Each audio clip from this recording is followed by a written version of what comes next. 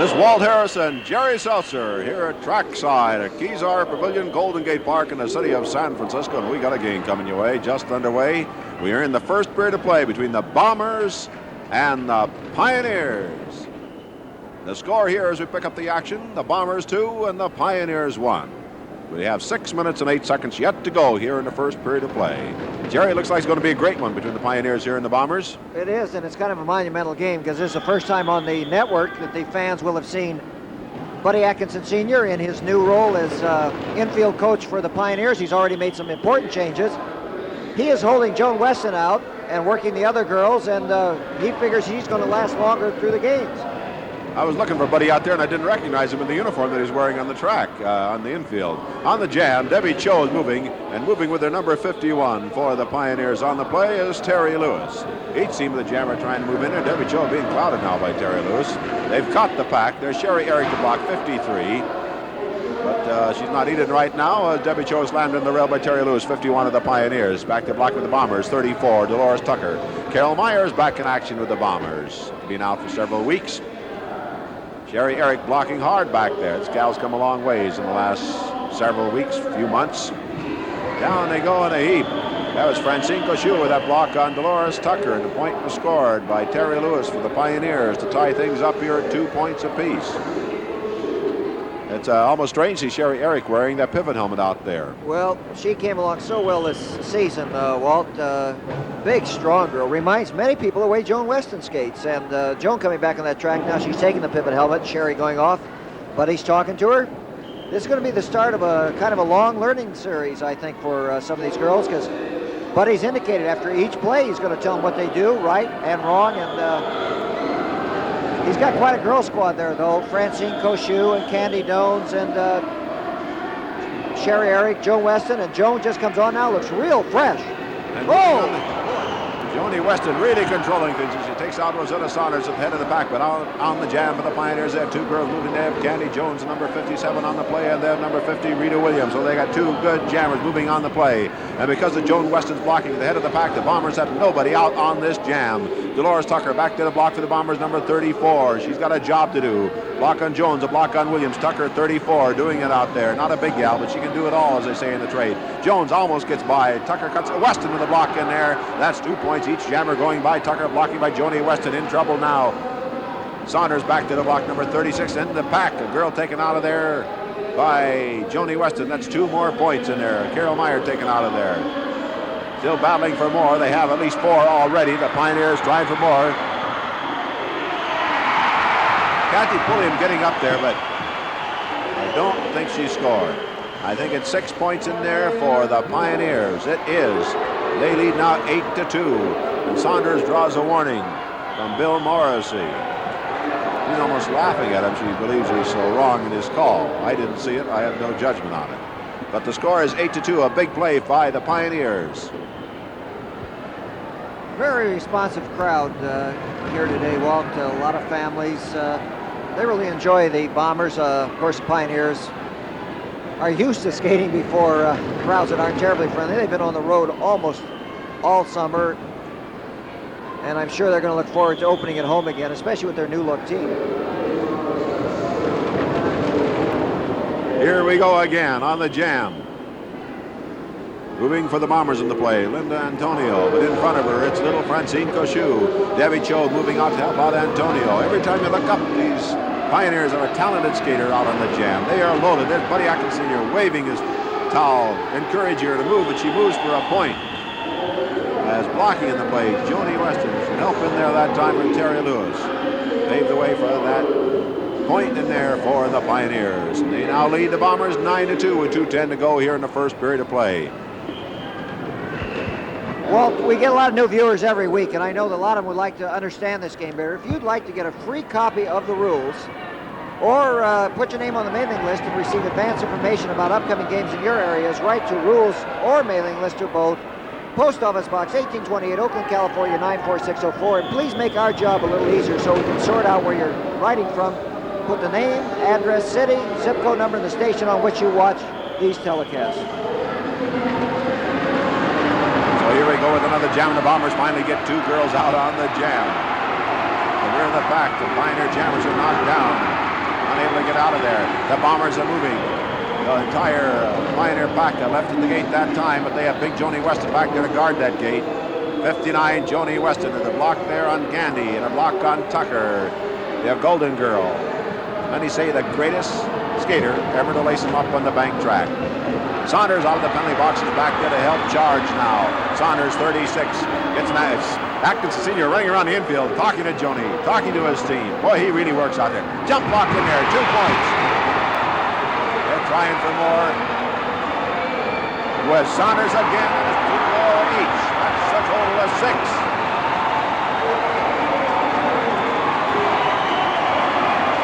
Listen to the crowd roar.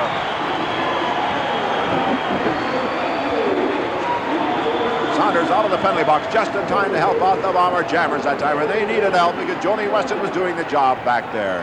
6 points on the play for the Bombers, and they have 8 on the scoreboard. Now the Pioneers have 9. We have 25 seconds to go in the first period of play. Crowd a little smaller than usual today, Walt, but they're really screaming loud.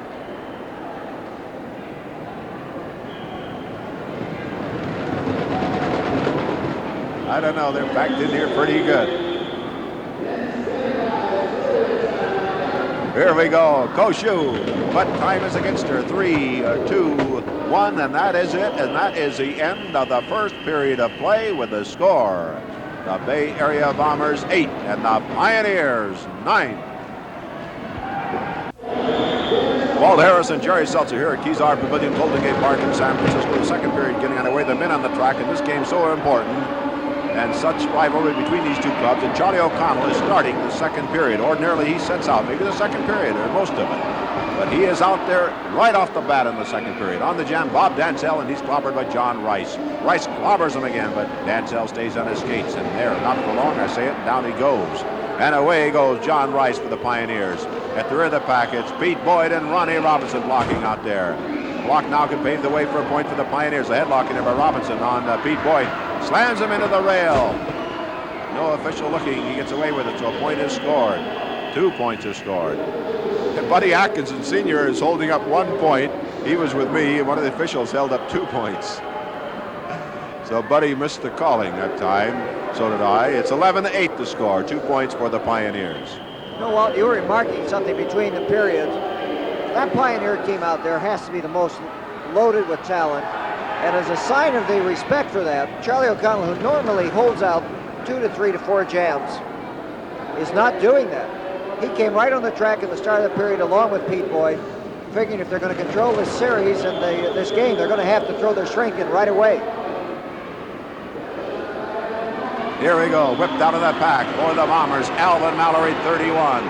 Whipped out in pursuit is number 51, Bill Hill for the Pioneers.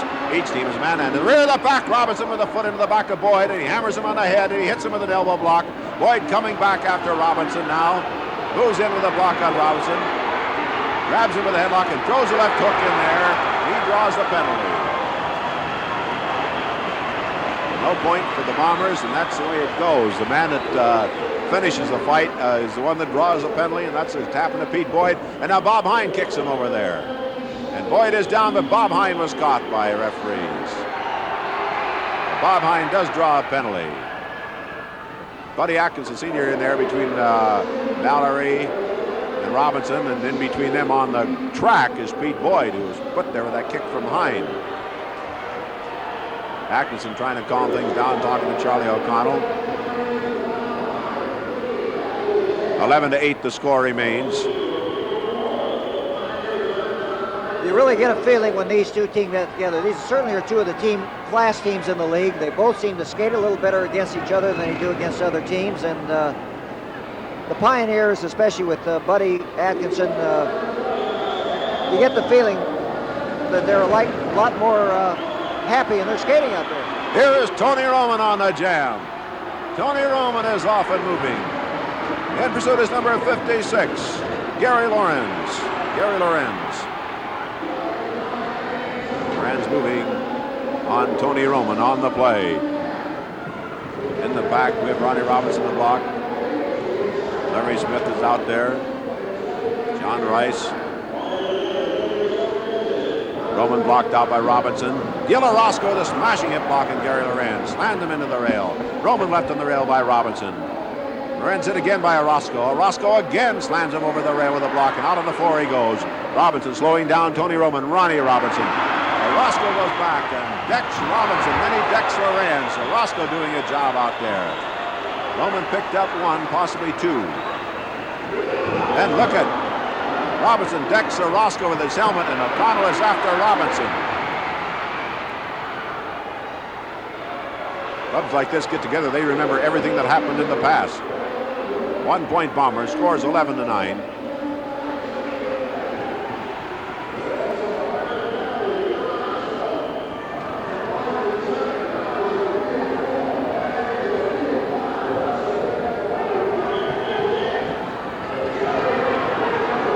Let's see if anybody heads for the penalty box. Bill Orozco's on the infield. Orozco must have drawn a penalty for his last block. It must have been illegal. I think they said he turned around on Lorenz, so they sent him to the penalty box. Officials want to keep this game under control. Robinson's in the penalty box for his swinging of the helmet at Orozco and hitting him. On the jam, Jim Cook moving here. Bombers taking all slugs out here, you might say, in this game. Haven't seen Jim Cook jam in a long time, but O'Connell shooting the works. The only jammer out there is Jim Cook of the Bombers. Charlie O'Connell controlling the head of the pack with help from Alvin Mallory. Bob Hine is wearing the pivot helmet for the Pioneers, number 57. Hine 57. Sounds like a slogan. Atkinson Sr. on the track talking to Bob Hine, running alongside. Jim Cook, Hine with a block. Now the Bombers need a blocker back there, and they can't get anybody back there. Larry Smith is making sure of that, along with Bill Hill, Nick Scopus. Hine blocking on Jim Cook.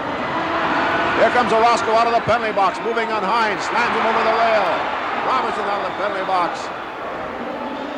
I don't know where Hine came from. Hine was Orozco, that's right. Orozco came out of the penalty box, and Robinson came out for the Pioneers, and they're squaring off again. And O'Connell and Atkinson Sr. O'Connell shoves him away. Boy, this is going to be rough before it gets finished. Atkinson pulls Bob Hine out of there. I haven't seen the signal for any points yet. Orozco got out of the penalty box, caught up, and slammed the block into Rock. Officials say no points. I don't understand it. They're saying that Orozco did not rejoin the pack, but I've seen that play many times and never seen it called. Never seen it called. If you would like to have a game scheduled in your area for either non-political or non-profit reasons, we like to have games by local charities or schools. You have a gym at a high school or college and arena that seats more than 2,500 people. Write to bookings, Post Office Box 1828, Oakland, California 94604. We'll try and arrange a game in your city, and boy, we got one going here. Bob Dansell on the jam, moving on John Rice. At the rear of the pack, Bob Hine working over Gil Orozco, battering him. Dansell dumps Rice and cuts off the jam to protect Gil Orozco, who is way behind the pack. And O'Connell falls right over John Rice, hard, sort of, so to speak. This is going to get rough. That play, the last one, where they called refused to allow a point for Orozco's blocking because he did not rejoin the pack. I say I very seldom see that call. I agree with it, but many times I've seen when they got away with it, and I thought it was wrong. Any skater coming out should rejoin the pack before he can do any damage, and yet I've seen many times it come out. Hit somebody right off the bat without rejoining the pack. Score still 11-9. The Pioneers lead. 3.5 minutes to go in the game. Talking about this crowd, Jerry, I just sort of looking over the house, and up there in about the 10th row over there in the middle, I thought I saw a guy who looked like Chet Kopic to me. Yeah, Chet, though, there is a rule limitation. No one over 6'6" can come in the buildings here in San Francisco because they have very low roofs. And Chet, unfortunately, as you know, is 6'7", and he jumps up and down a lot. It gets the people behind him all upset. Here we go. Jim Cook has Bob Hine on the jam. Tony Roman coming on the track. Replace Mallory, who's having a little skate trouble adjustment. Cook put down by Bob Hine, and Bob Hine is off and moving. 2:50 to go here in the second period of play. This is the kind of game that could go all night. You get so much enjoyment out of seeing two fast clubs in action.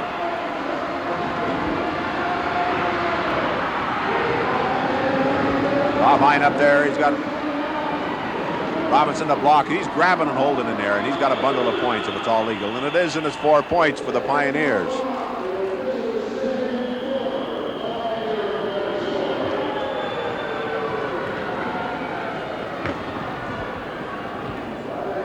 Makes the score 15-9. The Pioneers lead.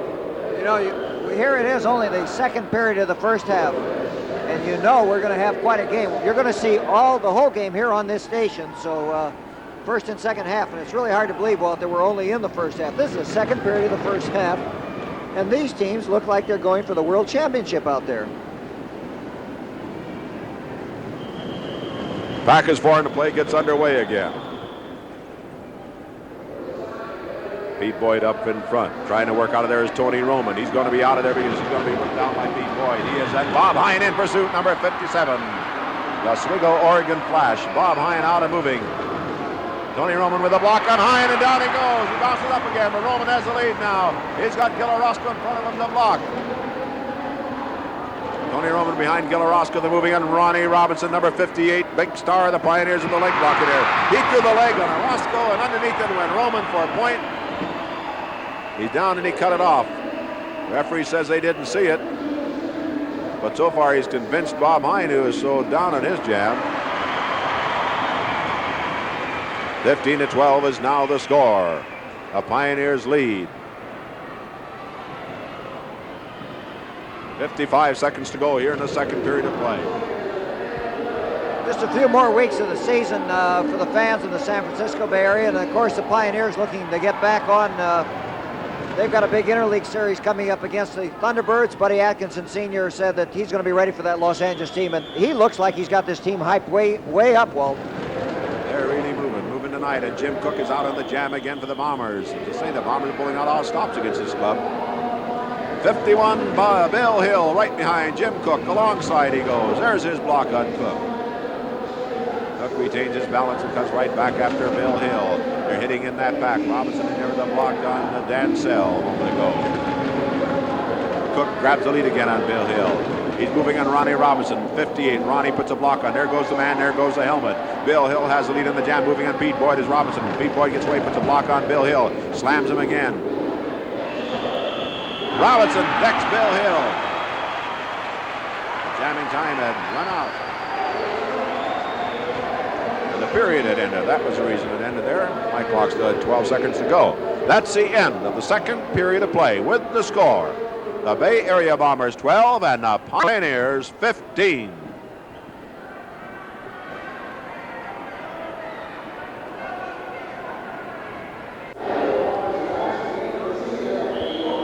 Walt Harris and Jerry Seltzer here at Kezar Pavilion, Golden Gate Park in the city of San Francisco. The Bombers and Pioneers. And it's 15-12. The Pioneers on top in the red and blue uniforms. The Bombers in the orange and deep brown. Here we go with the girls on the track. Third period getting underway. Some stations see the last half immediately. Some stations see the last half again next week. But you'll see it all. Candy Jones in the jam and Althea Gandy in pursuit. Number 30 moving here for the Bombers. Where she ever got number 30, I don't know. I know why. 37, the number she's been wearing, belongs to Carol Meyer, and Meyer's back in action with the Bombers. So Althea Gandy now wearing number 30. She's being hammered there. Grabbing the lead, Candy Jones. It's Buddy Atkinson Sr. coaching in the infield, number 59. Really puts his heart into a game. He works harder in the infield, I think, sometimes than the skaters do on the track. Jones hammered by Rosetta Saunders, 36 of the Bombers. Saunders with another block. Gandy shoves her into the block. Gandy shoves her into the next block, and there it is. They're battering Candy Jones, and down she goes. Saunders blocked in there by Weston blocked by Saunders, and a point by Gandy. 1 point Bombers on the play. Rosetta Saunders doing a good job wearing that pivot helmet for the Bombers. 15-13 is now the score. The Pioneers still on top. Bombers still operating at a disadvantage. Margie Laszlo still out of the lineup, so they really don't have a big girl out there. Rosetta Saunders has joined this team. Carol Meyer just coming back in action. Dolores Tucker, a lot of good small skaters. And also Debbie Cho now recovering from that nose injury, but she's still not really back at full strength. And I'll tell you one thing. Go ahead, Walt. This Buddy Atkinson Sr., a lot of people do not agree with his style on the infield. He's created a few an enemies list, I'd say. And yet, you've got to say this. There he is. He puts his heart and soul into his work, and he really believes in his skaters. He does everything he can for them. That was him talking to Candy Jones. Advice, encouragement, whatever they need, Buddy is there to give it to them. On the jam, Debbie Cho for the Bombers. Number 53, Sherry Eric for the Pioneers. Debbie Cho with the inside blocking position. Sherry Eric cuts to the inside. They're both closing on the pack. Saunders with the block on Sherry Eric. Joni Weston doing the job for the Pioneers. Sherry Eric in scoring position, being blocked out by Saunders. Weston trying to pull her around. Here comes Debbie Cho again. Debbie Cho moving. She's by. It's a point apiece there. Sherry Eric was off balance, could not cut off the jam. And so Debbie Cho moved in for a point, passing Joni Weston. A little upset that the jam wasn't cut off. So it's a point apiece, and the score is 16-50 now. The Pioneers lead the Bombers. You really don't get any sense in this game or feel, Walt, that one team is dominating the other. Both very, very evenly matched team. But this Pioneer team, you look down the lineup, and you wonder how can they lose a game. And I'm sure that's what the Pioneer management was thinking when they said this team has a talent. They have to be the world champions, and Buddy Atkinson Sr. is going to lead us there. Here we go, the next jam. 7:33 to go in the third period of play in the first half.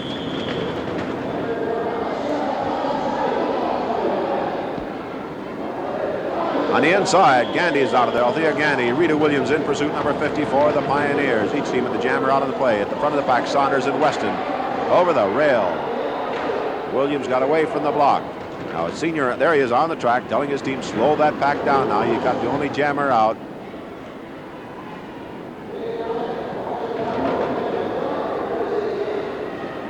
Officials having a conference about a bomber at the other end, which has no bearing in play right now unless they call a penalty or a point.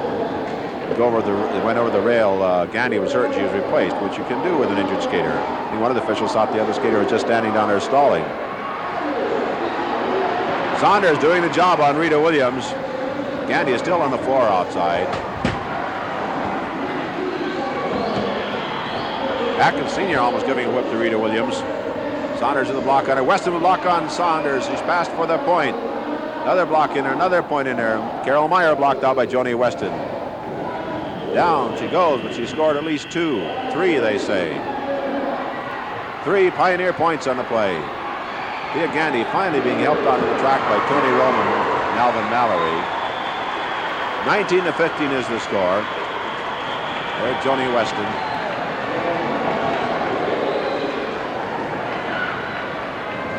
I think this really shows you this girl's value to the team, Joan Weston. She controls that pack, and when she is skating well, no one is going to take it away from her. Sometimes the thing to do is to try and get her out of the pack, get her to chase on a jam or get her out in a jam, and then I would say the Pioneer team is just not going to be as strong. But if Joan will stay in that pack, lead her jammers out, help them in at the rear, I don't think there's a better women's field than this Pioneer team. Here we go. Double whip coming up to Debbie Cho. Going out with her is Sherry Eric on the inside. So we have 4 jammers out on this play. 4 jammers moving on the play. Now 3. Debbie Cho's put down by Sherry Eric. Pulliam with a block on Eric. Kathy Pulliam doing the job. Now she's blocked in there by Francine Cochou, who does the job. But Cochou slips and goes down too. Cochou gets up, moves away, grabs a pretty good lead on the jam. Francine Cochou, number 52, moving here for the Pioneers. She's coming up in the pack. She's got blocking, she's got blocking, she's got a point. Eric doing the blocking on Debbie Cho. So Sherry Eric so far in this first half has had a field day on Debbie Cho and the Bombers. 20-15 is now the score. Eric still blocking after the play had ended. Many people are writing all the times, how can we get into roller derby? How can we learn this game? If you want information on how to become a roller derby skater and to enter a training school, write Roller Derby Training Centers, Post Office Box 1827, Oakland, California 94604, and we will send you information on how to get into this exciting career.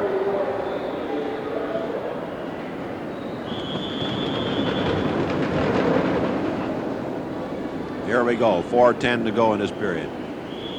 Breaking on the jam, Candy Jones with her Rita Williams. Althea Candy giving whip to Dolores Tucker. Tucker going out after Williams and Candy Jones. Double block set up. She outskates him. Look out, in the arms of Williams goes Candy Jones, and down they go. They're almost run over by the pack. Dolores Tucker moving by herself now on the jam. The Bombers are the only threat out. They trail by 6 here in the third period of play in the first half. Joni Weston, the Golden Girl, back there to block, and she can do it so well. Weston blocking, and Dolores Tucker 34. Joni again with the leg block. Over the rail. Tucker down hard on her shoulder on the floor. Atkins Sr. wants his back to keep moving. He's afraid another bomber will come around. That bomber is Antonio. She gets the lead, cuts off the jam. Tucker just got back in the track. Was decked by Candy Jones. Bill Morrissey caught her and called the penalty on Candy Jones because the jam had been cut off and was blocking after the play had ended. Tucker just got back on the track after a bad fall. She was decked again. And no score in that jam. It remains the Pioneers 20 and the Bombers 14. Dolores Tucker, as you mentioned, was hit again after she got back in the track. She seems to be all right. She's going to stay in on the game. The Bombers right now, with all of these recent injuries, Debbie Cho still skating with a broken nose. Carol Meyer back after a long leg injury. Margie Laszlo off right now. Could ill afford to lose Dolores Tucker. I don't imagine Carol Meyer can shoot the works yet. She's going to need a couple of weeks. 20-14 is the score. Debbie Cho on the jam. The block in there.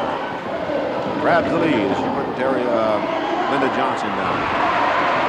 Now Sherry Eric getting it from Debbie Cho and Kathy Pulliam. The Bombers have a double barrel threat going here. With 2:10 to go in the third period.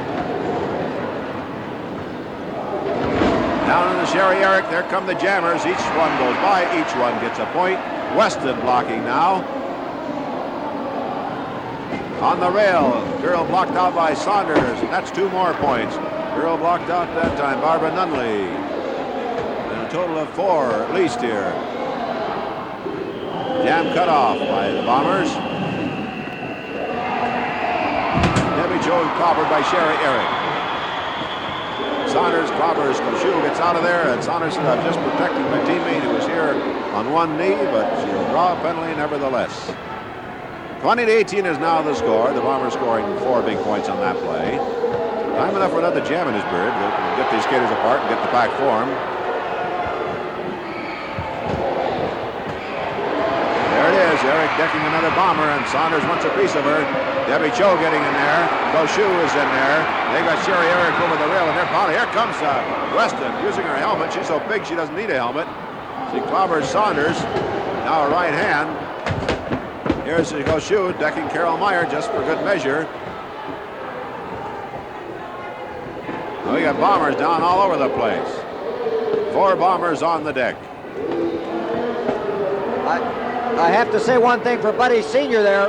He's saying, our team won, hurrah. But he pulled those girls right out of there. He said, get skating. We want to get more points. That's the object of the game, not fighting. 33 seconds to go in this period. And Weston needs a helmet.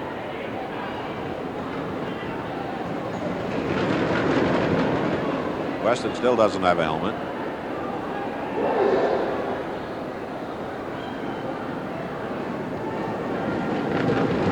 "13 seconds left here in the third period of play.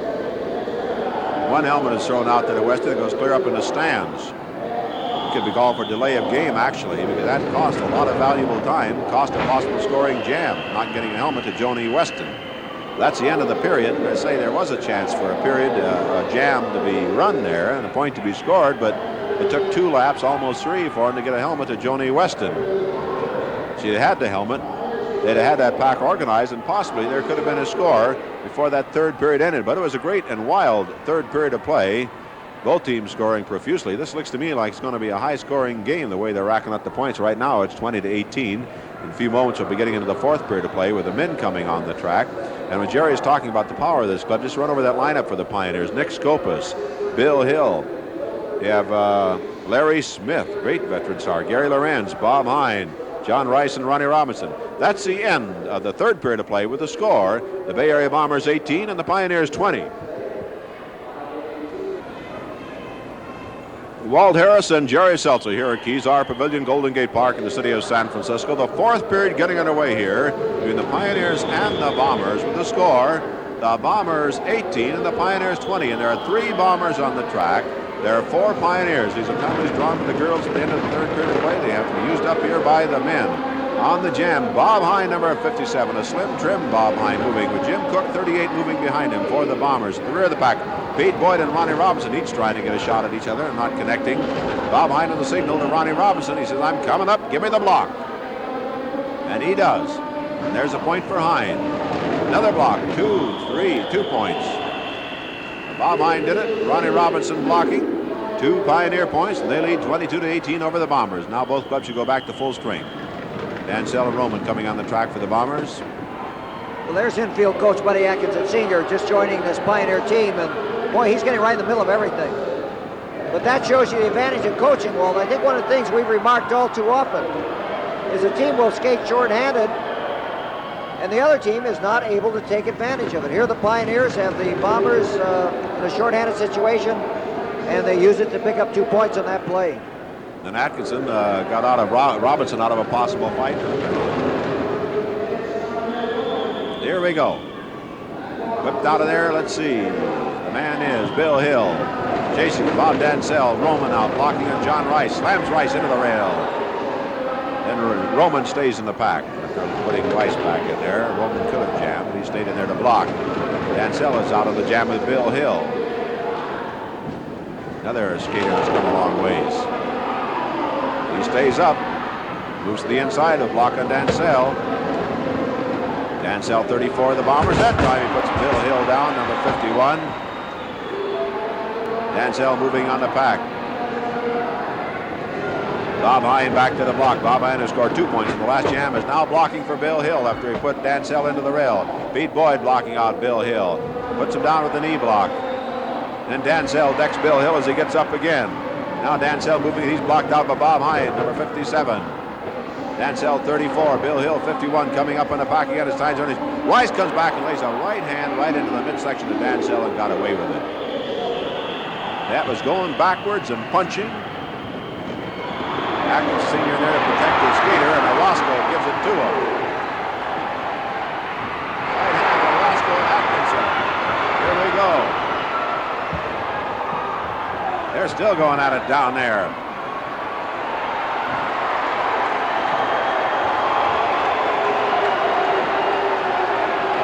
Well, Rice came back for the Pioneers on the start of that play, and his block was a right hand at the midsection of Dansell, and he was not called for it. And then at the other end, it looked like a fight was going to start. Atkinson jumped in there to protect his skater who was down, hitting Boyd, and Orozco came up, hit Atkinson, and here's Roman now after Bob Hine. I don't know. We have a Bomber down. I hate to think what kind of series this is going to be. These two teams have not stopped from the minute they've got on the track. The skating has been the best. The action has been the best. We're going to have interviews, of course, at the end of the first half, and you're going to see the second half right here on this station. Here we go again. Charlie O'Connell is not in action right now. Why, I don't know. On the jam is Alvin Mallory moving. They're hitting in the pack. Roman and Robinson. Rice moving on Alvin Mallory on the jam. 1 point on the last play gives the Pioneers 23. The Bombers still with 18. Rice hammered in there. Or Mallory being hammered by Rice and Robinson. Slammed in the rail. Rice moving to score on the outside now. Roman with the block on him. Robinson moving on Roman. Moves him out of there. Rice scores one, cuts it off.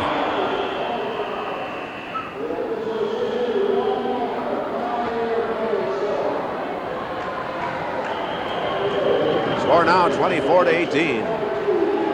I noticed just a little while ago, Walt, Charlie O'Connell left the track with the trainer. He had an ice pack on his knee. I guess it was hit and it's swollen, and he's trying to get it down a little before he comes back on. That's the reason he's not here right now.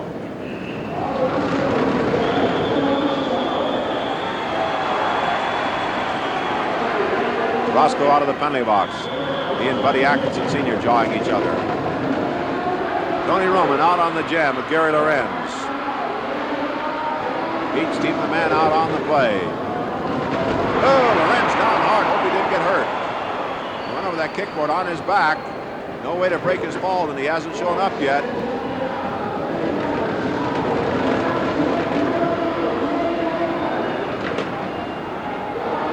Back in the pack now.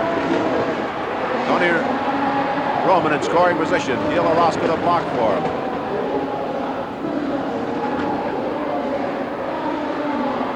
Watch Tony Roman, 37. Gil Orozco whipping him around. He goes underneath Robinson's block. He scores. He cuts it off, and he's decked behind. 1 point Bombers. They have 19 on the scoreboard now, and the Pioneers have 24. This game being skated at a tremendous tempo, Jerry. Best game as far as skating I think I've seen this season, and these two teams together have a very short series, but undoubtedly it's going to be the way it's going to go the whole time. You know, they get into fights, let's face it, because it's a rough, hard body contact sport and tempers do flare. But when you watch these skaters in this league, they skate at some tremendous speeds on a jam. It's almost unbelievable. You know, speaking of O'Connell, there's Buddy Atkinson Sr., the coach of the Pioneers, but O'Connell out right now, got a little ice on that knee. He's had a bad week, Walt. He was on his way to Yuba City. He had his car smashed, run off the road, had some facial cuts. Just came back in action last night.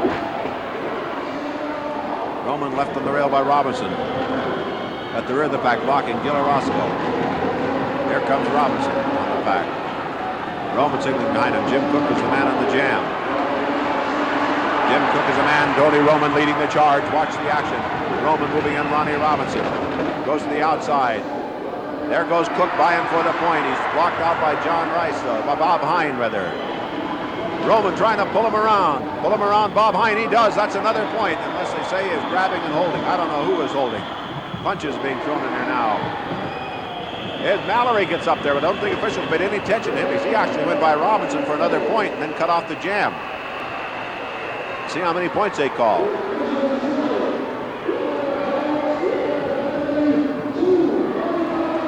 Two Bomber points was all. One in the pass, one in the penalty. Actually, I thought he passed two, and Mallory got in there for one, but I'm wrong again, and that's not the first time. 24-21 is the score. 4:25 to go here in the fourth period of play here in the first half.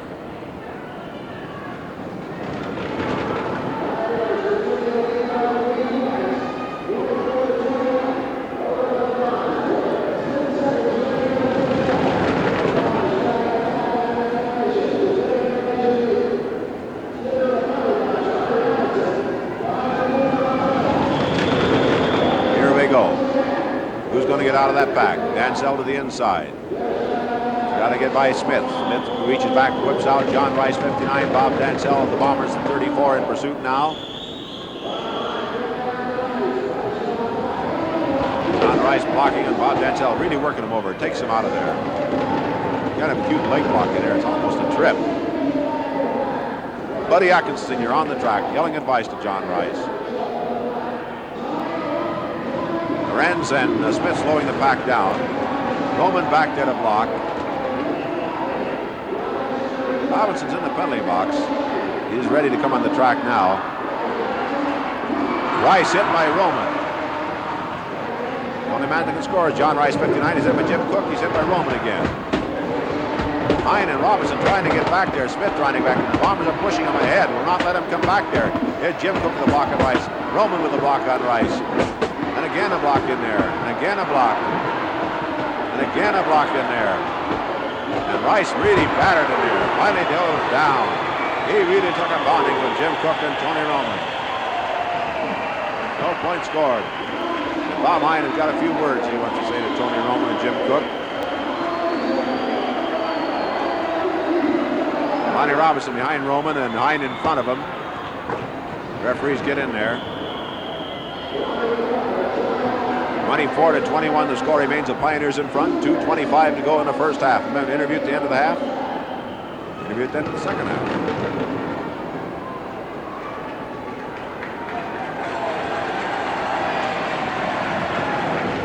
A group of fans over here cheering for good skating, and that's really what they're seeing here. tremendous speed in this game. Mallory's going to break out of there.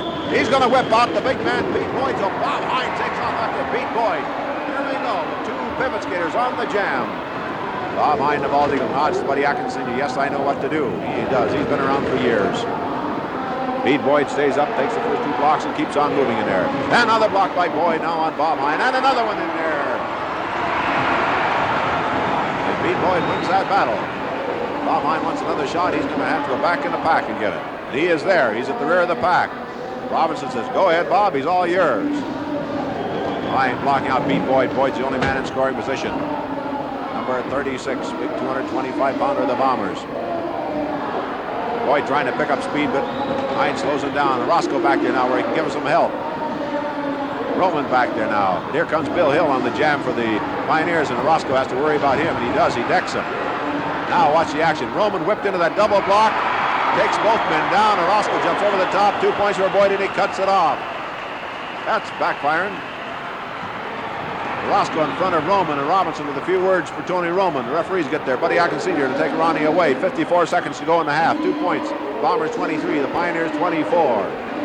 I'd have to say, Walt, if there's a man who's holding this Bomber team together right now on the track with his skating, it's Gil Roscoe. He is just steering everything from the center of that pack, engineering the defense, and Gil is indicated, Walt, this may be his last season. He's thinking of hanging him up at the end of the season. It'd be a great loss to that Bomber team. Well, he's really come back strong this year. It would be a tremendous loss. Here we go.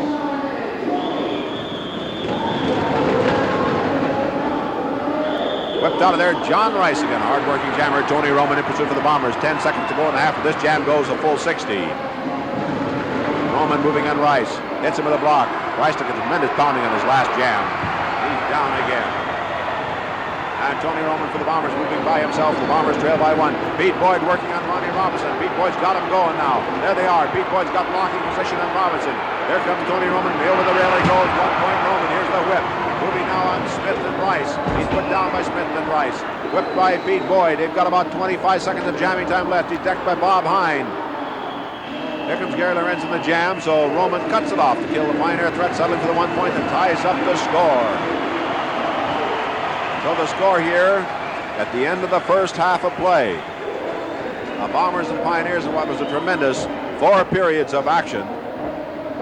All the way, tremendous speeds in this game. The score here at the end of the first half of play is the Bombers 24 and the Pioneers 24. You know, there's a question that I'm asked many times, and I'll be the first to admit it. I get a little sick of that question. They always come up and say, these girls that skate, man, they really must be tough cookies, huh? Ugly and tough. And I really get sick of that question. Now, you feel like punching somebody. Well, I have Sherry Eric with me now, and I think you're going to agree that there's nothing, well, she's a very attractive woman. She looks like she's out of place in any physical sport, I would say. How come you're in roller derby, Sherry? Thank you. Oh, I love it. I went to a live game one time, and the contact sport and the women being able to compete with the men, you know, the same rules and everything, I just fell in love with it, really. You're for equality then. Right. Well, how about your background, Sherry? Did you ever play professional football or professional ice hockey? No, not really. How long have you been skating now? About 14 months now. And when did you start training in the training school? I started training in July of '71. I came right out of high school into the training center. Who was the trainer that you had when you were in the training club? Buddy Atkinson Sr., a great man. How's it great to feel to be back skating with him again? Oh, fantastic. You know, I think Sherry is a living example of the type of skaters that Buddy Atkinson Sr. turns out on the bank track. And that's why he's going to mean so much to this Pioneer club, because when you say you've been skating 14 months, yet you can get out here in a game, put on a pivot helmet, or go out on a jam and battle with these top skaters, that's actually making very rapid progress. Yeah, I've come along pretty far, I guess, but I know I have a lot more to learn. But I can thank Joni Weston a lot for that. She's taught me a great deal. I can remember when I first saw you on a track, Sherry, and say, this girl's too pretty to be in this rough a sport. And yet, I saw you, and I hadn't seen you for a long time, matter of fact. It's been quite a while since I've seen you. And, man, you're right out there and going with the best of them. Is it a feeling of confidence that you have now? I think so. When I first started, I had the definite lack of confidence. I was scared to death. I didn't know what to do. And now Joni and, well, all the Pioneers have helped me a lot. When you're first starting, actually, the lack of confidence comes mighty easy. Definitely. How about this? Do you enjoy your jamming role with the Pioneers? Yes, I do, very much. I would rather jam anytime than just block, because that's really where the action is, and then once you come around, you have the back of the pack, you have the blocker there to contend with. Now, how about the roughness of this game? I mean, do you go home with any bruises afterwards? Oh, yeah, the track burns especially. That's what hurts. But out of my skating 14 months, I've only had one real injury, and that was I dislocated my kneecap. Now, Sherry, if you had the same experience I have, of course, you'd get a little different respect. If you're out on a social occasion or with a group of people or on a party, and somebody says, "This is Sherry Eric, she's a roller derby skater," it kind of shakes them up. I think so. Stay away from me. I don't want to be by you. That kind of attitude. Are you single? Yes, I am. How does this help you on a date? If your guy finds out you're a skater, he's going to be a little standoffish, isn't he? You stay on that side, and I'll stay on this side. You throw a mean elbow? I try. I imagine you tell him, "I don't really have a speed bag at home. I don't work out on a punching bag." Right. I think I'm a woman off the track. I try to be. Oh, very definitely. And do you have any hobbies, Sherry, or do you have time for hobbies? Well, not too much, but the ones I do, I love to swim and I love to water ski. That's my favorite. I guess sense of balance comes natural in water skiing. Joni Weston is very good on the surfboards. Right, surfboards. I've never surfed, but I sure would like to try. Next time Joni goes out, you can go out with her. Right. Sherry, do you think this Pioneer Club's going to be a championship team? I sure do. I think it's stronger this year than it ever has been. Our offense and defense both looks real good. Good. Well, Sherry, thanks very much for talking with us. Thank you very much. Sherry Eric, ladies and gentlemen, one of the real attractive gals in this league. She's doing a fine job for the Pioneers. Score here at halftime, 24-24. A lot of stations will see this last half immediately. Some of the stations will see the last half next week, but you'll see this complete game. The Pioneers and the Bombers scored at halftime 24-24. This is Walt Harris speaking from Kezar Pavilion in San Francisco. And she scores a runaway express train, and going behind her, Koshu boy, that's just like getting behind a tidal wave. Weston destroying the Bombers. Koshu just tucked in behind her and moved also. How many points? No, nothing on the scoreboard yet. Looks like about 8 points, I believe. 8 points. Let's see if that's the way it goes. It is 8 points for the Pioneers, that runaway express train, Joni Weston.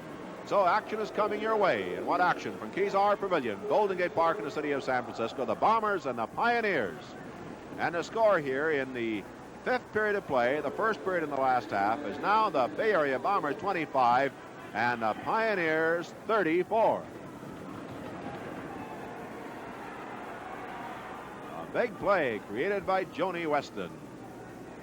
Oh, what a play.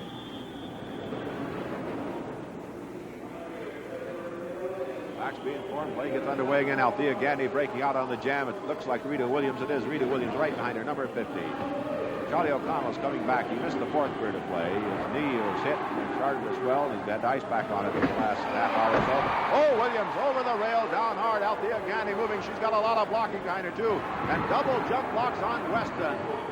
She's headed for the 1. Could have tried for more. Buddy Atkins Sr. there to protect the fallen Joni Weston, and Candy Jones is there in case he needs any help. As Tucker went in there like she intended to commit more damage. A double jump block by Saunders and Tucker. And a right hand in there by Weston. And a knee by Weston. And she gets up as she starts the damage. She comes under the rail with one on Tucker. Now Saunders grabbed and pulled away by referee Bill Morrissey.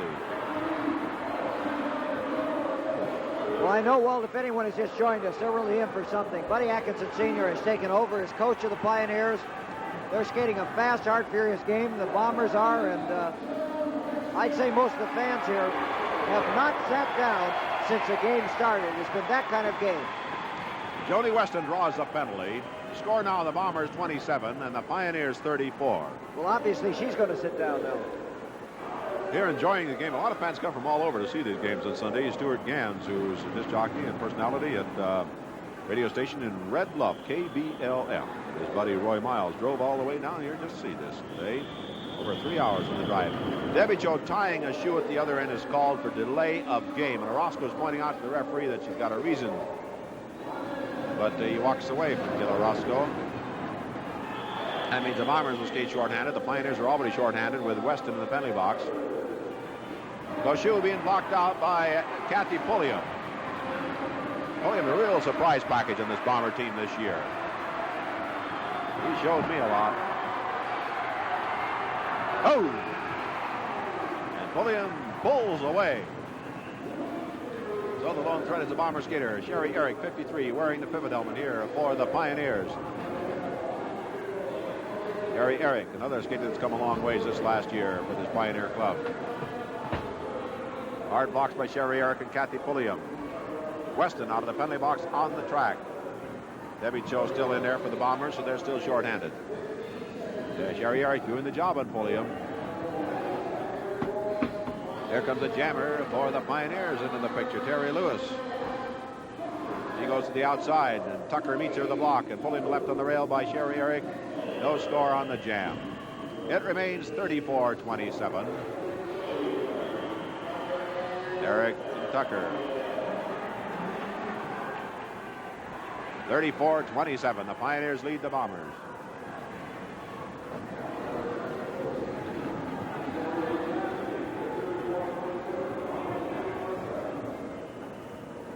Charlie O'Connell has come back on the track.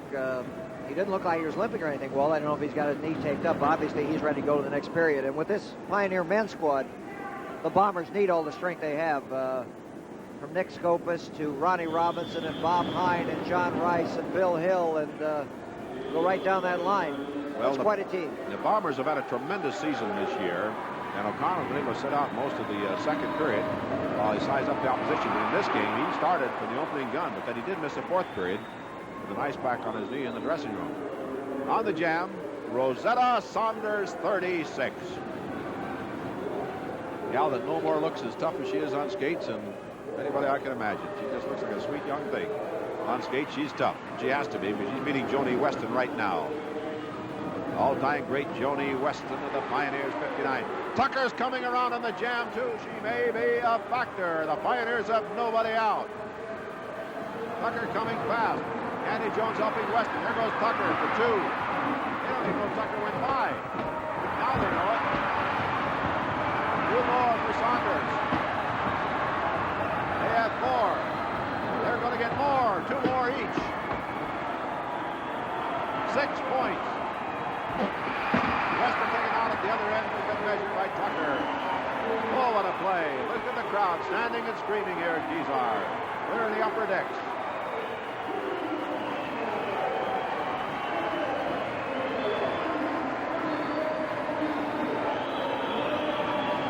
Fans here in San Francisco love to see Weston taken advantage of, especially by their Bombers. Yet at the same time, they know and respect her great talent on the bank track. You see action like that, Walt, and that's what this game is all about. And really, Joan Weston, you know that she's not going to be suckered like that very often. That's another reason I think the fans here appreciate it as much as they do.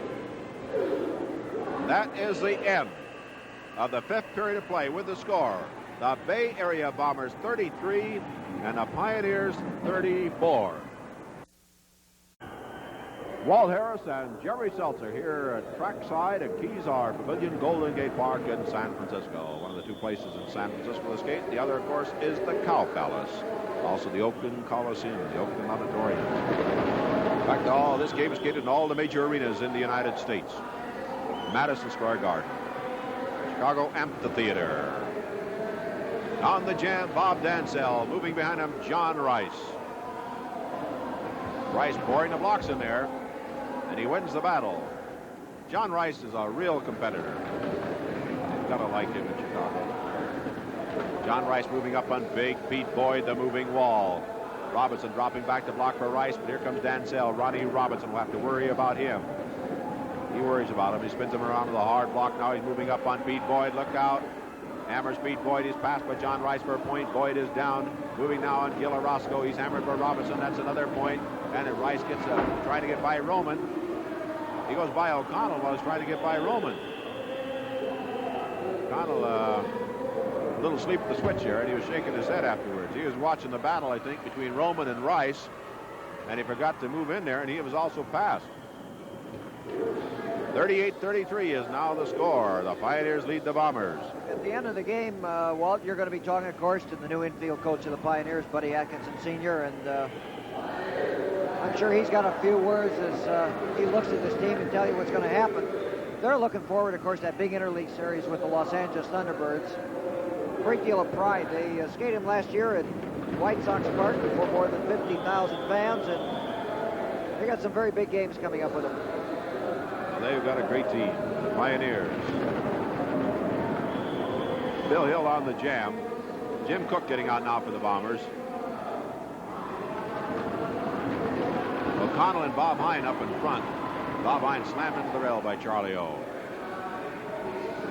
Wish O'Connell would fix that dent in his helmet. It always looks like somebody took an axe to him. Jim Cook moving on Bill Hill now. Gets him with the block. Bill Hill back on Jim Cook with the block now. Bill Hill, 51 of the Pioneers, hit by Alvin Mallory, 31 of the Bombers. Mallory with the Jammers helmet on is not in scoring position. Ronnie Robinson, number 58, blocking on Jim Cook now. Hammers Cook again. Leg block and an elbow block at the same time by Robinson. Mallory working on Bill Hill farther back. Jammers trying to move in, and it's tough going. Bob Hine goes back, puts Cook down after he was set up by Robinson. Mallory warned to move up in the pack. Well, the pack has come to a standstill. It's not pulling away from him. Cook hit again by Robinson. No score on the jam, but some mighty hard blocking out there. 38-33 it remains. The Pioneers lead the Bombers. 9 minutes to go here in the 6th period of play in the last half.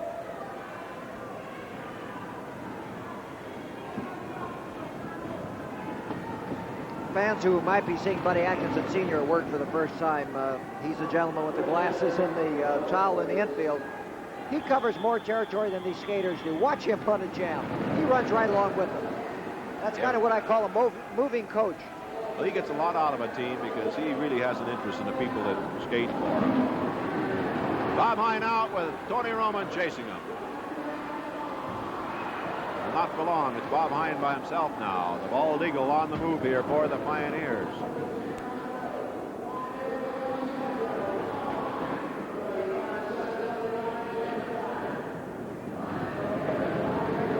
Bob Hine moving on the pack.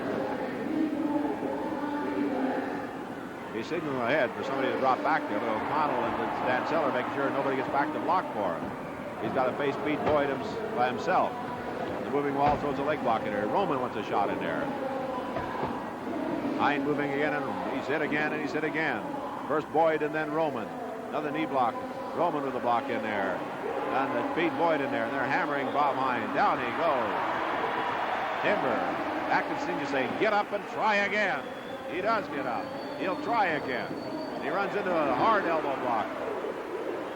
John Rice coming up, and he's hooked by Pete Boyd. No points on the play. It remains 38-33. The Pioneers lead the Bombers.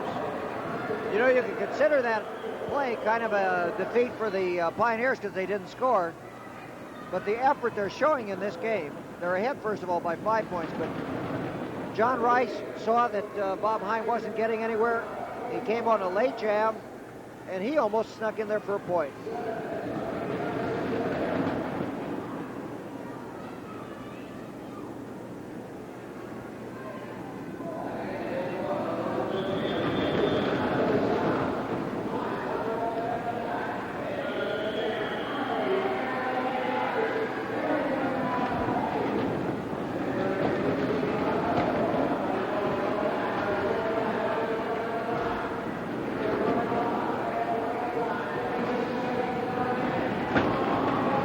Bob Hine blocking on Pete Boyd. Here come the Jammers. Bill Hill with the lead, moving fast, 51. Alvin Mallory with him. Pete Boyd gets the point, cuts off the jam before Mallory can go in. I think an official said he cut it off too soon. Bill Hill cut off the jam before he's completely by Pete Boyd. He does not get credit for a point. That's a break for the Bombers. Score remains 38-33.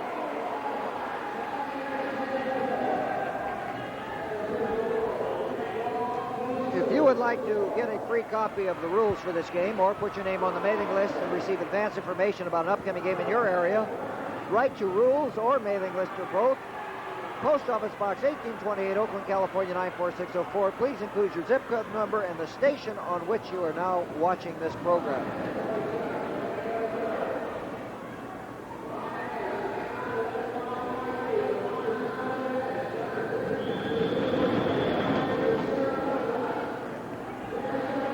we go again. Jammers breaking out of the pack. Bob Dansell for the Bombers, and with him, John Rice, 59 for the Pioneers. O'Connell up front with Ronnie Robinson. There they are. Well, there are the Jammers right behind them. Charlie O'Connell and Ronnie Robinson. There they are. O'Connell hard.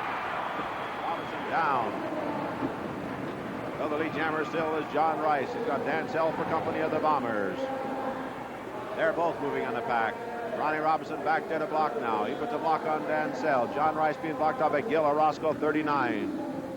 Orozco, 39 with another block. Dansell put over the rail. Robinson moving now on Orozco. Roman goes back, puts a block on John Rice, puts him down. Dansell up and moving again. Gets the lead in the jam, and he knocks down Rice, who just got into his skates. Oh, Roman, decking Robinson. Dansell has one, he has two. The time run out. I think he only got one.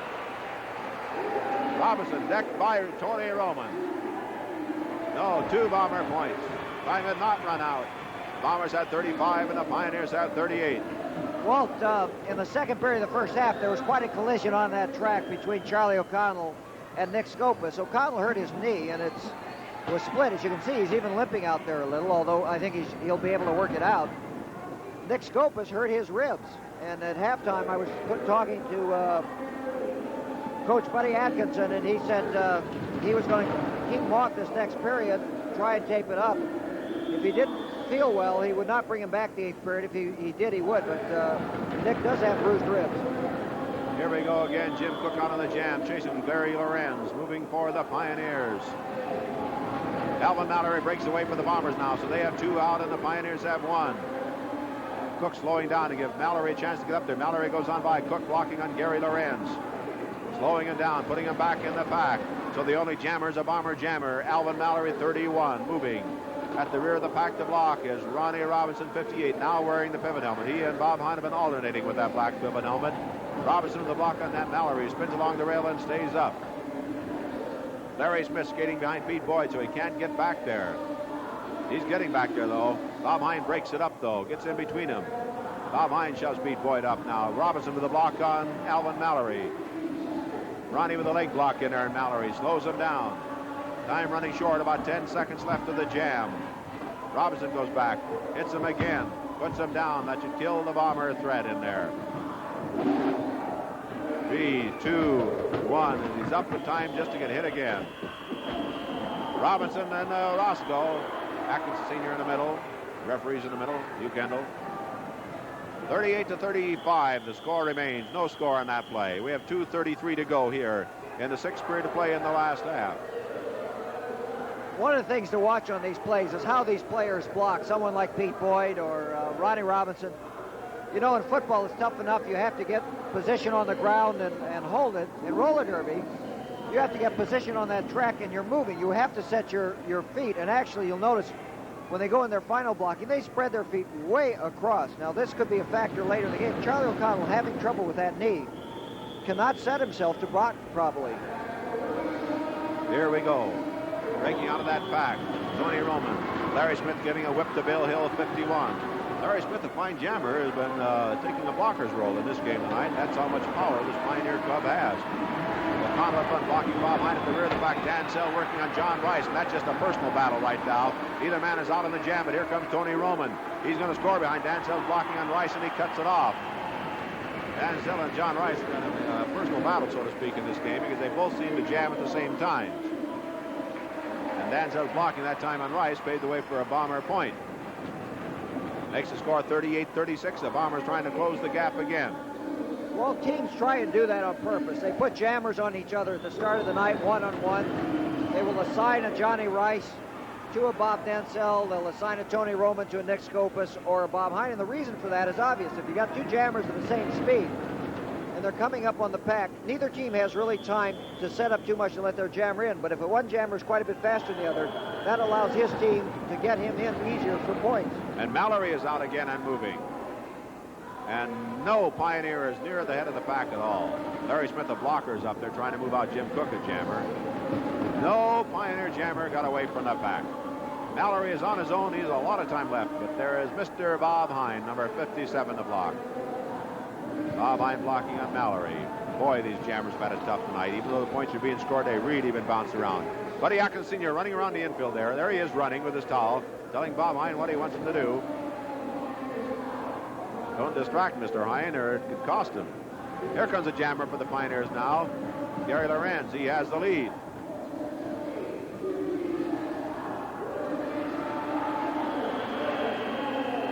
Jam has cut off. 1 point each way. Take the score 39-37. Coming to the end of this period. And that is the end of the 6th period of play with the score. The Bay Area Bombers 37 and the Pioneers 39. Time is in here at Kezar Pavilion, Golden Gate Park in San Francisco. This is Walt Harris and Jerry Seltzer describing the action between the Pioneers and the Bombers. And the scores, the Pioneers 39, the Bombers 37. Moving now into the 7th period of play, and here we go with the girls moving out on the jam. Rita Williams out for the Pioneers, Althea Gandy, number 30, out for the Bombers. So each team has a jammer moving on the first jam here in the 7th period of play. Don't forget about an interview at the end of the game. Jerry, why don't you describe this jam? I don't have the expertise, Walt. He just took a big bite of an ice cream bar when I said that. I got him. It's pretty sounded pretty good for a man chewing an ice cream bar. Here we go. Rita Williams moving here for the Pioneers, all by herself now. So the Pioneers have a great threat going here. Gandy wants to block back there. He's waving Rita Williams up. She was once out on the jam with Williams, but Williams settled that. A little different now. Williams trying to get by for a point. Down she goes off that block by Gandy. Buddy Sr. down there at the end yelling her on, giving her a shove. Gandy gives her another shove that puts her down. A little more intent behind her block. Althea Gandy saying, come on up again. Jump block in there, but Gandy, she could be passed. She is passed. Her jump block was not the jump block of an expert. And she put Williams down, but she was passed in putting her jump block on. So it's a point for Rita Williams and the Pioneers. So they now lead the Bombers 40-37. Little lack of experience there on Althea Gandy's part. But of course, Walt, that's the only way she's going to get the experience is out there in actual competition, eating ice cream. Here we go. Jammers trying to battle their way out of the pack. They must start from the rear of the pack when they're out. There's one breaking loose now, Koshu. That means 60 seconds starts to tick off. At the end of that time, this jam will end. Any jammer coming out now would have what's left of that 60 seconds, which is now 53. During this time period, these jammers' jobs are to circle that track, catch up with the pack. Then for each member of the opposing team they pass, they will get credit for a point. That's like lapping somebody in a long race. You've seen mile runs where the top runner would get out and he'd go around the track, catch up with some of the guys at the rear end and pass them again. Well, in this game, he'd be getting a point if he did so. All 4 jammers down in the heat. 25 seconds left of that jamming time now. And the Bombers are in the lead. They've got Saunders to block for them. Saunders with the pivot helmet, 36. Moving on Joni Weston, and that's an option. There's that scissors. Atkins Sr. runs for the referee, who says he didn't grab. Weston wants to know, Buddy Sr. jumping up and down and screaming over there.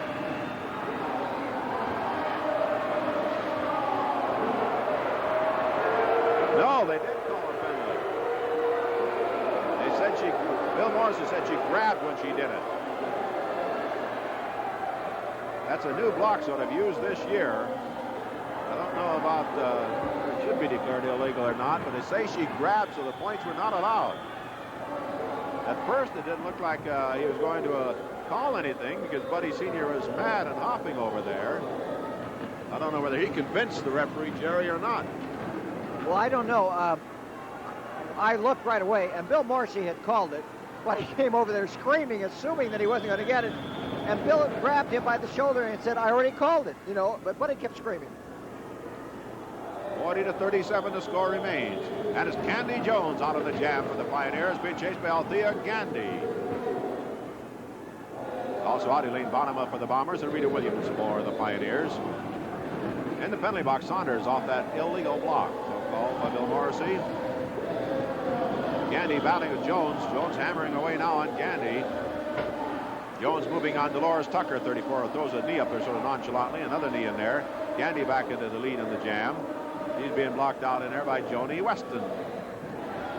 Tucker with a block on Jones again. Gandy is down. Weston can move up, but it's too late. Her teammate was decked in there by Tucker. Time running short on the jam. Both jammers are down again. Gandy and Jones are down again. Blockers ahead of him, waiting for one of them to stay up, and one does, and they will not for long. Weston and Tucker. Oh! Weston gets up in time. She threw a block at Tucker. Tucker got away. Weston went down, but the bomber jammer, Gandy, could not get up there and take advantage of that. Weston recovered too quickly. So no score on that jam. 40-37 it remains. I'm telling you, you're seeing quite a game here, and just for a few moments I thought, well, the pace has slowed down a little, but it really hasn't, and they are blocking and they are driving hard. We're going to head up for quite a finish. Joni Weston repairing a lace there. A while ago, Debbie Cho did it for the Bombers and drew a penalty for delay of game. Now she is... Here comes Bill Morrissey. Here comes Bill Morrissey. He's not going to call anything, though. Debbie Cho in the first half did it. It was called for delay of game. And that's why the fans are starting to boo now. Weston did it. Nothing was called there. I guess he didn't spot her down here. Buddy Atkins Sr. smartly came on the track and sort of hit her from the sight of the referees.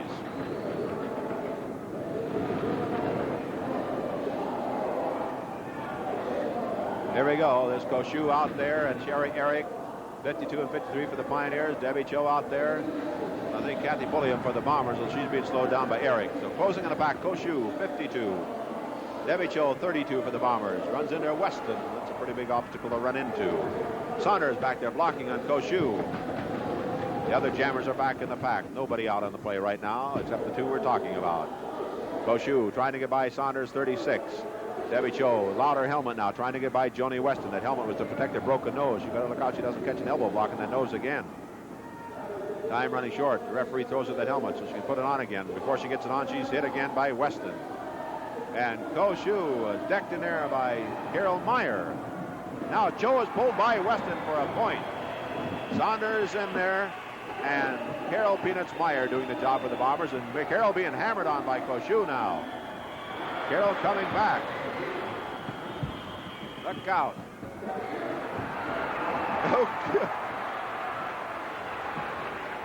There's Koshu flying through the air, jumped in the air and landed in Gary Lorenz's lap. That's better than taking a fall.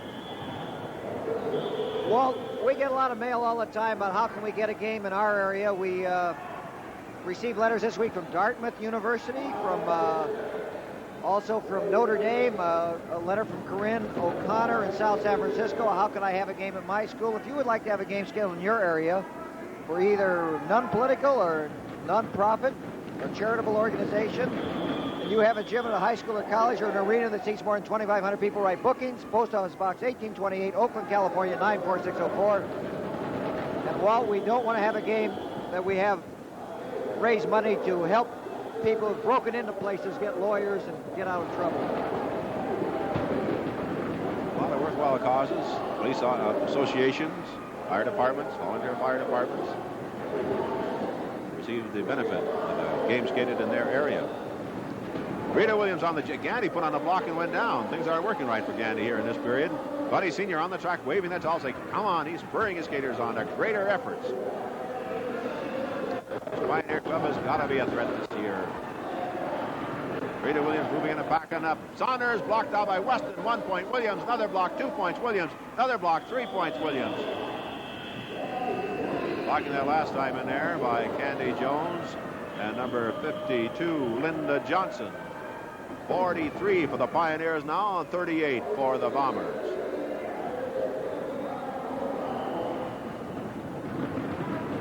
Well, we have a girl there on the Bomber bench, number 33, new Bomber, Elaine Banema. We're very happy that she has gone straight in her family. Her father, I'm ashamed to say right there, is a TV newsman on KPTV, Channel 12 in Portland, Oregon. And of course, Channel 12 in Portland has been on the Bomber Network for about 14 years now. I don't know if I like that remark about a TV newsman. Here we go. On the jam, it's Tucker and Weston. Fred Eagle, Joni Weston. Tucker moves away. Crowd standing on their seats and screaming here. Tucker moving in the back. Joni Weston's back there to block. Bombers trail by 5, 2:40 to go in this period. Weston. She's got skate trouble. Weston's got skate trouble. So you need somebody to take her place up. That kills a threat here by the Pioneers. No, they'd already been eliminated. There's a score by Tucker getting by Koshu for 1. Look at that Tucker skate. Another point. Leaves Rita Williams in the wake. Tucker doing this on her own back there. She's picked up 2 points. Time's running out on her now. 60 seconds is up. Dolores Tucker with a great individual effort on that play. And the Bombers have 40. The Pioneers have 43. One of the things the fans at home missed is that man right there, Buddy Atkinson Sr. He ran over to protest the referees when Joan Weston was knocked down. He said it was an illegal block. There is some water on the infield. He went running up to referee Hugh Kendall, and he fell right on his pride, Walt. I should have been watching. Well, unfortunately, you have to watch the game. I get to sit here and eat ice cream. Buddy Sr., I guarantee you, though, is a 110% guy out there. He's turned out a lot of great skaters in his years, and he was a great one. A double whip here. The Candy Jones 57, who's out and moving for the Pioneers. Now the Pioneers are putting a wall across the track. Look at it. Slowing the Bombers down, because the slower that pack moves, the faster their jammer is going to get in scoring position, hence meaning she will have more time in which to try and score. And now it's sort of, you got to get a blocker back there to help. The Bombers are breaking through there. They have a pull going. A pull away going. They're going to have a tough time protecting it. Little Kathy pulling back there, and Joni Weston moving on it. There's Weston, the greatest gal on skates. There's another one. That's 2 points. Weston destroying this pull away, the Bombers. There's 3 points. Joni Weston, the golden girl, showing you why. There's 4. Tucker gets away from her. But she did a fantastic job. She almost destroyed an entire pull away by herself. Joni Weston. 4 big points for the Pioneers. And imagine the fans around the Chicago area are screaming in front of their sets. All over the Midwest, Walt, and that shows Joan Weston's value of that team. She stays in that pack. She leads the jammers out. She helps them in. And she showed why she's the premier women's skater in this league. So the score now, 40-47. 40-47. That is the end of the 7th period of play with the score. The Bay Area Bombers 40 and the Pioneers 47. Walt Harris and Jerry Seltzer here at Kezar Pavilion, Golden Gate Park in the city of San Francisco. The Bombers and Pioneers moving into the 8th and final period of play with the score. The Pioneers 47 and the Bombers 40 on the scoreboard. 47-40. Bill Hill is out for the Pioneers. Jim Cook is with him for the Bombers. Jim Cook, number 38. The Bombers really working tonight, yet they're 7 points down to this club. Bob Hine, decked by O'Connell, is down hard and hurting. John Rice comes on the track to replace him. Jam was cut off by Bill Hill, though, to make sure that there are no points scored on his teammate, Bob Hine. Buddy Atkins Sr. out there checking with him. Boy, he really went down hard. Boy, I'd hate to see something. He has had so many injuries this season. He looks the best he's looked. He's about 30 pounds lighter. And with Nick Skopas out in this half with injured ribs, the Pioneers got a lot of spirit. They're really moving, and they got a 7-point lead. It's going to be quite a series between these two teams. Well, as I just said, the Bombers, I think, are skating a fantastic game here, and yet they're still 7 points down to this Pioneer club. The Bombers are skating a much better game than they skated last week against the Jolers. There's a lot more skating, and I know the fans like to see that. This Buddy Atkinson Sr. has really got this team going out there. Really moving, really clicking. O'Connell hits Hine again in the minute the jam starts, and Hine comes back with a block on O'Connell. On the jam, Jim Cook. Bob Hine giving a whip now to number 56, Gary Lorenz. Lorenz moving on Jim Cook. Now each team with one man out on the play. Hine comes right back to the wars with Charlie O'Connell up at the head of the pack. They're having their personal battle. Way out in front, O'Connell with hip block spins. Bob Hine spinning along the rail. Unbelievable spin by Bob Hine, and he stayed on his feet. I don't think we caught that, but it was just fantastic.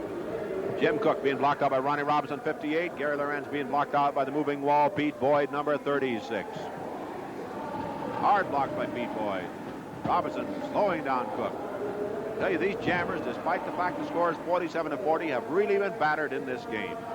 Oh, Lorenz really upended by Pete Boyd. Then Cook gets spun around hard by Ronnie Robinson. Lorenz again moving, and again he's decked by Pete Boyd. Jim Cook is hit in there by Ronnie Robinson, stays up. 1 second, that's it. Boy, these jammers have really been hit and hit hard in this game. No score remains. The Pioneers 47, the Bombers 40. Our crew is really doing a great job on this game. I could give them a name credit, but sometimes, you know, when you give them a name credit, Jerry, next week they say, I'm a big shot, you know? That's probably it. No, actually, they're a fine crew to work with, believe me. George Lum is our director. Our cameramen are Tim Kerrigan. Ernie Fields, I think, and John Anderson. Technical crew is Maury Mervis, Larry Landis, Bill Brooks is here, and Hal Nielsen. Our board director is Stanley Potter. And John Rice now putting a lock on Bob Dansell. They're coming up on the pack. These men really moving. Tony Roman back there. Rice dives. I don't know if he's hit by Dansell or not, but he just went diving on the track. Dansell has one. Robinson blocked out by O'Connell and Roman. Bob Hine blocked out by O'Connell. Dansell has two. Cuts off the jam. Bombers pick up two.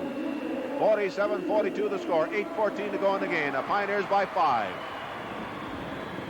And Rice at the other end decking. Dansell is caught and draws a penalty, and then he kicks Jim Cook in the stomach, and then he kicks Dansell. You know, Walt, if you get 2 errors on one play in roller derby, John Rice just got 2. Pete Boyd's going after Rice. He decked 2 bombers. Bob Hine over there and Larry Smith immediately to help their skater. He tried to make his move on the turn going to the inside to cut off Bob Dansell, and he couldn't hold it on the track. And then not only did he lose that, allowing Bob Dansell to get the points, but then he also gets a penalty, causing his team to skate shorthanded. That's why you skate the bank track with strides. You can't just keep going with stride after stride after stride. When you hit a turn, you glide to it, sort of, or too much speed can put you down. Watch a jammer next time he's out there by himself and see how he skates the turns. Jim Cook is out. Here he goes into the turn. He glides, comes out of it, picks up his pace again. The only man out is a bomber.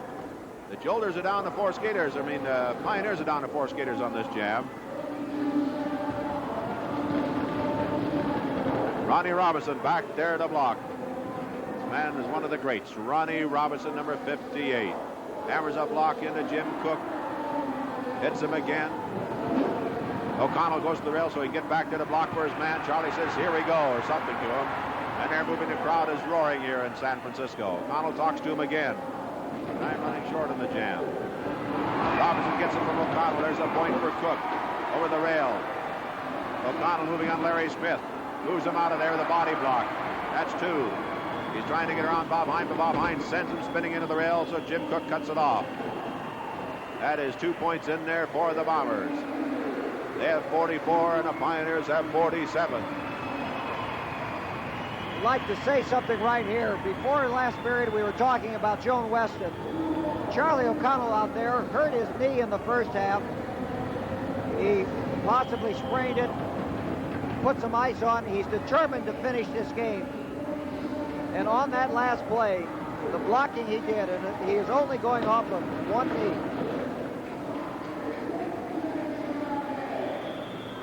Here we go again. Jammers trying to battle out. The Bombers trying to battle back, and they've got the first man, Tony Roman, a whip from Pete Boyd. And here comes John Rice flying out of that pack. So each team has a jammer out of the play. Roman has the lead. O'Connell in the back, keeping an eye on Robinson. Roman behind Rice now. That's blocking position. Hammers him on one side, hits him on the other side. What a job. Hit him on one, throw him off balance, and come back, hit him on the inside, take him out of there. Tony Roman in scoring position. Bob Hine, 57. Ronnie Robinson, 58, there to block for the Pioneers. Charlie O'Connell dropping back to give Tony Roman some help. The Bombers need 3 to tie up. O'Connell is back there now, talking to Tony Roman. Buddy Atkins Sr. running around the infield. Look like he's yelling at O'Connell, trying to throw and distract him. They're making their move now. Maybe out of the next turn. Here they go. O'Connell in there. Underneath, 2 points. O'Connell looked like he's going to blast through there, yet rested his arms on Robinson and Hines' shoulders, and when he rested them, Roman went between the legs for 2. Kind of a different maneuver in there. They're expecting him to go blasting through there, and he did not. And Roman picked up 2, and the Bombers trail by 1. Listen to the crowd. If you would like to learn to become a roller derby skater, just simply write to Roller Derby Training Center, Post Office Box 1827, Oakland, California 94604, and we will send you information on how you can become a bank track star. Here we go again. Jammers trying to move up. Mallory's going to be out of there first, and he is. O'Connell is controlling the head of the pack. Bill Hill moving on Charlie O'Connell. Bob Hine moves on O'Connell, but Bob Hine couldn't get a shot at O'Connell, and Hill finally gets out of there.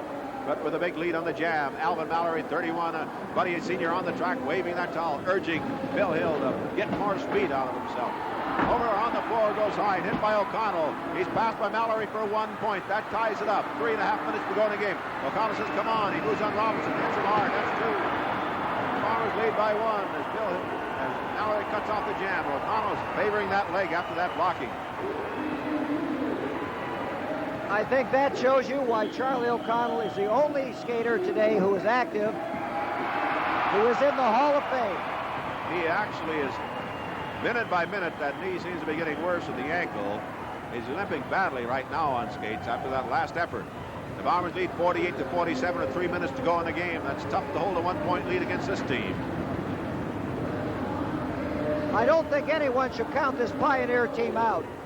They're only down by 1 point. There's 3 minutes to go, and they have a young, fresh, strong team. I mean, this game is not over. Gary Lorenz is going to get out of there. Robinson gives him a shove. Bob Dansell tries to get out. Robinson cuts him off. Now Dansell breaks out. Dansell and Roman break out in pursuit of Gary Lorenz. They might have the speed to catch him. Yes, Atkins Sr. says, cut it off, Gary. Don't take a chance. They're down by 1. But they figured not to take a chance on that jam, with the Bombers having 2 speed burners moving on Gary Lorenz. Score remains the Bombers 48 and the Pioneers 47. Once again, that's where the experienced coach helps a young skater. He knew his team was down by a point. He might have tried to outrace 2 of the best skaters on the track, and I think it would have been a very bad move. Buddy Atkinson Sr. said, call it off, we've got time. But that time is an element right now, and they might not be able to do the same thing again. Remember, Buddy Atkinson Sr. will be on right after the end of this game as a special post-game interview. Here we go. And it's going to be John Rice. Jim Cook gets out in pursuit now. Jim Cook being chased by Bill Hill. Jim Cook in turn chasing John Rice. Mallory's out. O'Connell at the rear of the pack being battered by Bob Hine and Ronnie Robinson. O'Connell in trouble. O'Connell in trouble. John Rice with the block on Cook. The 2 Pioneer Jammers score on O'Connell and cut it off. It's 2 Pioneer points. Now they lead by 1. O'Connell and Robinson. O'Connell is decked by Robinson. Robinson draws a penalty. That could hurt him if there's another jam here. There is time for another jam. And Buddy Atkinson is on that rail disgusted with Ronnie Robinson. The Bombers now have the Pioneers have a 1 point lead, and they're going to have to skate this last jam shorthanded. O'Connell, I think, is definitely out of this game. Except nobody told him. I can remember a playoff game several years ago. He skated the last half with a concussion. He insisted on staying out there. At the end of the game, he went to the hospital, didn't even recall being on the track. And believe me, he was no help to the team in the last half either. He was just out there and wouldn't leave the track. He didn't realize that he was skating on instinct alone.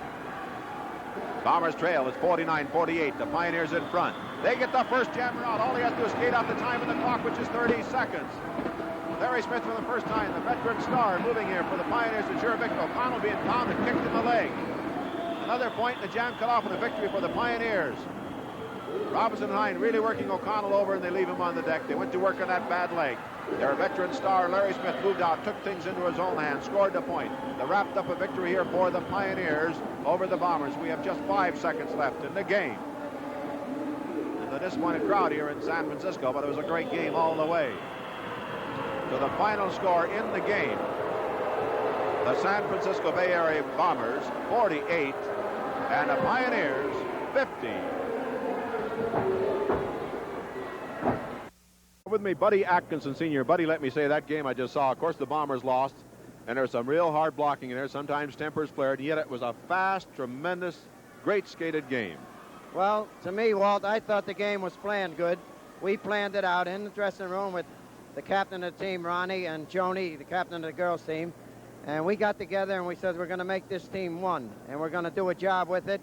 And if the other team wants to skate hard, we'll skate harder than them. If they want to fight harder, we'll fight harder. I'd rather do the skating because we got the talent with it. We got all the good skaters like Hines, Robinson, Johnny Rice. You got Joni Weston, Candy Jones. You got the Smiths, Larry and Francine. We got fine skaters there. And this game today proved it. And when the fans see this today, they're going to see a fantastic change in this Pioneer team. Do you think the fans in the Pioneer area can look forward to supporting a championship team this year? I think they deserved it last year because they had the talent. All they needed was some leadership. And I know myself that I can lead this team because I've worked with Ronnie Robinson before, and also Bob Hine, and also Joan Weston. And I know these people have the talent to be champions, and I know they're going to be champions. And I hope all the Chicago fans come out and see us for the Thunderbird Series, which we start out there in Chicago. Now let me ask this. How long have you been associated with this game of roller derby, buddy? 35 years I've been with roller derby. How many years as an active skater? I was skating actively for about 15 years professionally. And you've been a trainer and coach and manager for, I guess, the other 20 years. Well, about 25 years because I coached, and I trained skaters before I was finished skating because I used to train skaters for the derby as we traveled on the road. Now, I know the fans in the Pioneer area, they always say, well, what's he done, you know? And I don't want to put you on the spot too much, but could you name some of the skaters that you have turned out in this game? Well, I'll try to name some of them. There's a lot of them. There's Ronnie Robinson. There's Jerry Cattell, Calvin Stevens. I helped Charlie O'Connor, brought him on his way. My own son, Buddy. I helped with Mike Gammon, Ann Cavello, Terry Lynch. She's in the other outfit. I trained her. I helped Ronnie Raines. I gave Gil Orozco a lot of pointers when he was really low. So I couldn't name them all, Walt. I bet you there's over 200 skaters that I've helped. Buddy, I would imagine there's a lot of personal satisfaction in taking a youngster, training him, teaching him how to skate on the bank track, how to handle himself in a game, and see him develop into a star. Well, it's the same way with you. When you're breaking somebody in your trade, and when you make something out of them, you feel like $1 million. This is the way I feel when I see a young kid come up, like this kid on Mike Moore here on the skating for the Jolters. Now, there's a young kid, and I'm proud of him because I trained him, and this kid does a fabulous job. Now, you've got the kind of a team that the Pioneer fans are going to be proud of this year. I think so. I think they're going to be behind us. They're going to see what this team can do, and we're not going to let them down this year. We're going to be for them 100% because the fans are the people we need, and we're going to have them in Chicago because we're going to give them a good team. What you mean to this team is you're going to put it together. Make them skate the way they should have skated together. Right. This is what's going to happen. It's going to be put together, and we're starting right now. And we've done a fabulous job with them right now. As you can see, and the people will see this game, they'll see the difference in the Pioneers team this year. Good. Well, Buddy, I thank you very much for talking with us, and a lot of luck to you with the Pioneer team. All right, Walton. Thank you. Buddy Atkinson, Sr., the new infield coach of the Pioneers, is going to put them all together, make a championship team out of them. He says he can do it, and he's the man that can do it because he's done it in the past with so many great clubs. So the final score here again, the Pioneers 50, Bombers 48. This is Walt Harris speaking from Kezar Pavilion in San Francisco.